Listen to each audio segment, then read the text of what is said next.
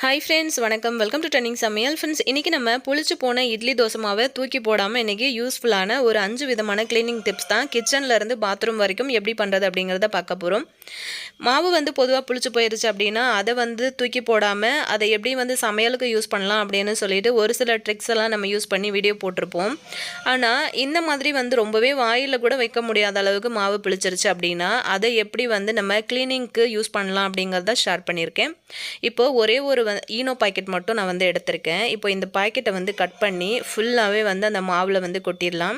மாவில் கொட்டினோடனே பார்த்திங்க அப்படின்னா இன்னுமே நல்லா புசு புசுன்னு உங்களுக்கு நல்லா பொங்கி நல்லா சாஃப்டாக வரும். அவ்வளோதான். நம்ம வேறு எதுவும் சேர்க்க வேண்டிய அவசியம் கிடையாது. இப்போ உங்ககிட்ட ஈனோ பாக்கெட் இல்லை அப்படின்னா நீங்கள் தாராளமாக எலுமிச்சம்பழம் சேர்த்துக்கலாம். ஒரு எலுமிச்சம்பழம் சாறை பிழிஞ்சு சேர்த்துக்கலாம். இப்போது ஃபஸ்ட்டு டிப் பார்க்கலாம். இப்போ நமக்கு க்ளீன் பண்ணுறதுக்கு மாவு ரெடியாக இருக்குது. இப்போ இந்த மாதிரி தோசைகள் நம்ம எப்படி க்ளீன் பண்ணுறதுன்னு பார்க்கலாம். நிறைய எண்ணெய் பிசுக்கு சேர்ந்துட்டு அங்கங்கே பட்டையாக பிடிச்சிட்ருக்கும் எண்ணெய் பிசுக்கு. அந்த மாதிரி இருக்கிற தோசைக்கல்லை எப்படி நம்ம ஈஸியாக இந்த மாவு மட்டும் யூஸ் பண்ணி க்ளீன் பண்ணுறதுன்னு பார்க்கலாம்.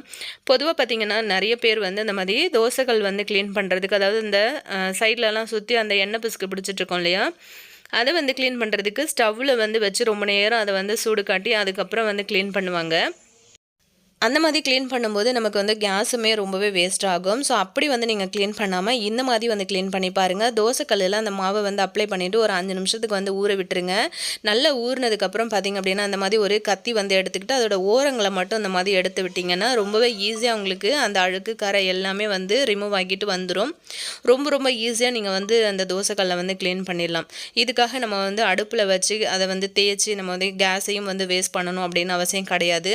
இப்போது நீங்கள் இந்த கத்தி யூஸ் பண்ணுறீங்க அப்படின்னா தோசைக்கல்லை சுற்றி இருக்கிற அந்த எண்ணெய் பிசுக்குக்கு மட்டும் யூஸ் பண்ணிக்கோங்க. நடுவில் இருக்கிற மாதிரி யூஸ் பண்ணிடாதீங்க. அது மட்டும் இல்லாமல் இந்த மாதிரி நான்ஸ்டிக் தவா கூட நீங்கள் இந்த மாதிரி மாவு யூஸ் பண்ணி க்ளீன் பண்ணிக்கலாம். நல்லா பளிச்சுன்னு இருக்கும் உங்களுக்கு. இப்போ நான் இந்த மாதிரி 2 தவா க்ளீன் பண்ணியிருக்கேன். ஒன்று நான்ஸ்டிக் தவா, அதுக்கப்புறம் இது சப்பாத்தி போடுற கல் தான். ஸோ அதனால நான் நல்லாவே கத்தி போட்டு சைடில் இருக்கிற அழுக்கு எல்லாமே சுரண்டி எடுத்துட்டேன். நீங்கள் தோசை கல்லுக்கு யூஸ் பண்ணுறீங்க அப்படின்னா அதோட ஓரங்கள் மட்டும் சுரண்டி எடுங்க. ரொம்ப ஈஸியாக உங்களுக்கு எடுக்க வந்துடும். பாருங்கள் எவ்வளோ ஈஸியாக நம்ம க்ளீன் பண்ணி எடுத்துட்டோம். முன்னாடி நான் காமிக்கும்போது ஃபுல்லாக சுற்றி எண்ணெய் பிசுக்கு ஜாஸ்தியாக இருந்தது. இப்போது நல்லா பளிச்சுன்னு நமக்கு க்ளீன் ஆகிடுச்சு. இந்த ஐடியா உங்களுக்கு ரொம்பவே பிடிச்சிருக்கும் அப்படின்னு நினைக்கிறேன். மாவை தூக்கி போடாமல் இந்த மாதிரியும் நம்ம யூஸ் பண்ணிக்கலாம். ட்ரை பண்ணி பாருங்கள். அடுத்த டிப் பார்க்கலாம். நம்மளோட சிங்க்கு பார்த்திங்கன்னா எப்படி தான் நம்ம க்ளீன் பண்ணி மெயின்டைன் பண்ணாலுமே டெய்லியும் பார்த்திங்கன்னா அழுக்கு அப்படியே பிடிச்சிட்டு கரையாக இருக்கும். அந்த மாதிரி இருக்கிற சிங்க்கு, அது மட்டும் இல்லாமல் ஸ்மெல் வருது அடிக்கடி அப்படின்ற சிங்க்கெல்லாம் நீங்கள் இந்த மாதிரி மாவு மட்டுமே யூஸ் பண்ணி ஒரு தடவை க்ளீன் பண்ணி பாருங்கள். இப்போ நம்ம ரெடியாக எடுத்து வச்சுருக்கிற மாவை இந்த சிங்க்கை ஃபுல்லாகவே அப்ளை பண்ணி விட்டுடலாம். இந்த மாதிரி நீங்கள் க்ளீன் பண்ணும்போது அந்த சிங்க்கில் பார்த்திங்கன்னா இப்போ நம்ம பாத்திரம் கழுவும் போது நிறைய அந்த எண்ணெய் பிசுக்கு பாத்திரம்லாம் இருக்கும்ல, அதெல்லாம் நம்ம கழுவும் போது என்ன ஆகும்னா அதோட அந்த ஆயில் எல்லாமே ஒரு லேயர் மாதிரி அப்படியே சிங்கில் அங்கங்கே படிஞ்சு போயிருக்கும். அதெல்லாம் ரொம்ப ஈஸியாக நம்ம க்ளீன் பண்ணிடலாம். அது மட்டும் இல்லாமல் சிங்கில் எந்த நேரமும் நம்ம தண்ணி யூஸ் பண்ணுறதுனால உப்பு அப்படியே படிய ஆரம்பிக்கும். அப்படியே நிறையா பார்த்திங்கன்னா உப்பு தண்ணி கரைகள் நிறைய சிங்கில் பார்க்க முடியும். அது மட்டும் இல்லாமல் இந்த மாதிரி ஸ்டீலில் சிங்க்கு யூஸ் பண்ணாமல் நிறைய பேர் அந்த கடப்பா கல்லுன்னு சொல்கிறோம்ல, அந்த மாதிரி கல்லில் கூட யூஸ் பண்ணுவாங்க. அந்த மாதிரி இருக்கிற சிங்க்கு பார்த்திங்க அப்படின்னா சீக்கிரமாகவே அழுக்கு அதிகமாக பிடிக்கும். அது மட்டும் இல்லாமல் உப்பு தண்ணி கரைகள் அங்கங்கே பட்டையாக படிஞ்சிட்டு உங்களோட சிங்கே பார்க்குறதுக்கு ரொம்ப அழுக்காக இருக்கும்.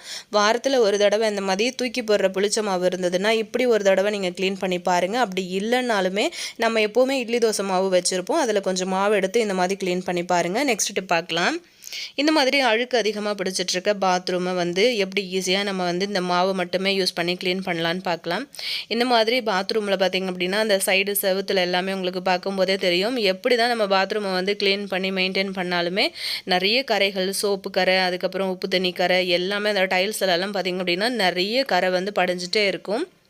அதுவும் வீட்டில் சின்ன பிள்ளைங்க, வயசான பெரியவங்கலாம் இருக்கிறாங்க அப்படின்னா கண்டினியூஸாக பாத்ரூம் யூஸ் பண்ணிகிட்டே இருப்பாங்க. ஸோ பார்த்திங்கனாலே உங்களுக்கு தெரியும் பாத்ரூம் எவ்வளோ அழுக்காக இருந்தது அப்படின்னு சொல்லிட்டு நான் என்ன பண்ணேன் அப்படின்னா ஃபுல்லாக அந்த மாவு ஸ்ப்ரெட் பண்ணி விட்டுட்டேன்.